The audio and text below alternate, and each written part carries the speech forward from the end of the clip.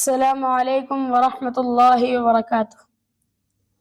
نحمده ونصلی علی رسولہ الکریم، اما بعد فاعوذ باللہ من الشیطان الرجیم، بسم اللہ الرحمن الرحیم۔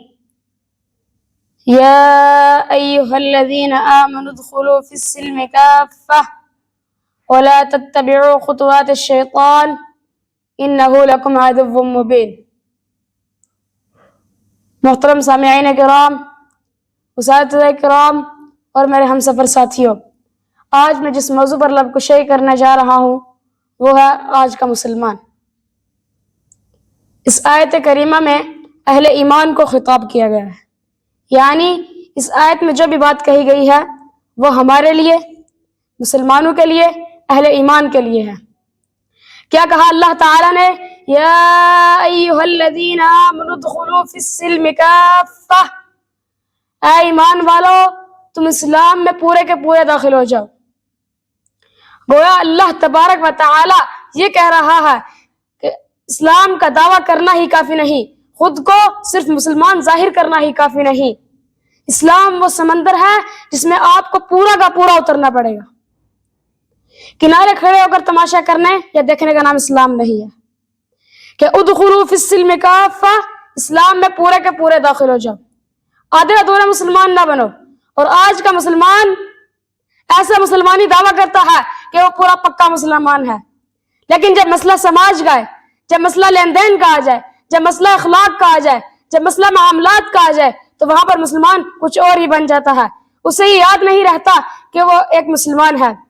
یا ایھا الذین آمنوا ادخلوا فی السلم کافہ، اے ایمان والو تم اسلام میں پورے کے پورے داخل ہو جاؤ۔ ولا تتبعوا خطوات الشیطان، اور شیطان کے نقش قدم کی پیروی نہ کرو۔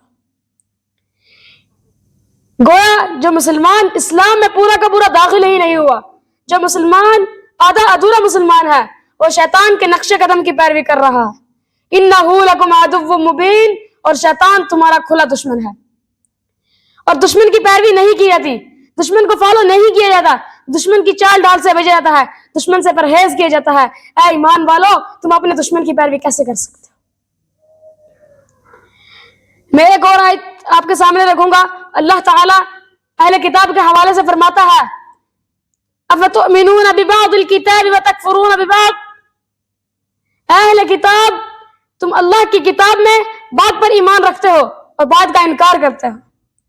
جو چیزیں تمہاری خواہشات کے مطابق ہیں تم ان کو تو مانتے ہو، لیکن جو تمہاری خواہشات کے خلاف ہیں ان کا انکار کرتے ہو۔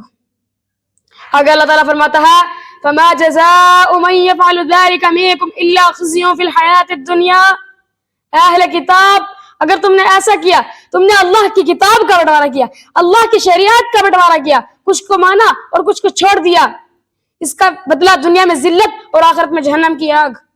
وَيَوْمَ الْقِيَامَةِ يُرَدُّونَ إِلَىٰ أَشَدِّ الْعَذَابِ، اور قیامت کے دن تمہیں دردناک عذاب دیا جائے گا۔ اے لوگو قیامت کے دن سے ڈرو، قیامت کے دن کا منظر بڑا ہی خطرناک اور دردناک ہوگا۔ میرے اسلامی بھائیوں، ہم مسلمان تو ہیں مگر اسلام میں پورے کے پورے داخل نہیں ہوئے۔ اللہ کی کتاب میں بعض آیتوں پر ایمان رکھتے ہیں اور بعض کا انکار کرتے ہیں۔ جو چیزیں ہماری خواہشات کے مطابق ہیں ان کو تو مانتے ہیں، لیکن جو ہماری خواہشات کے خلاف ہیں ان کا انکار کرتے ہیں۔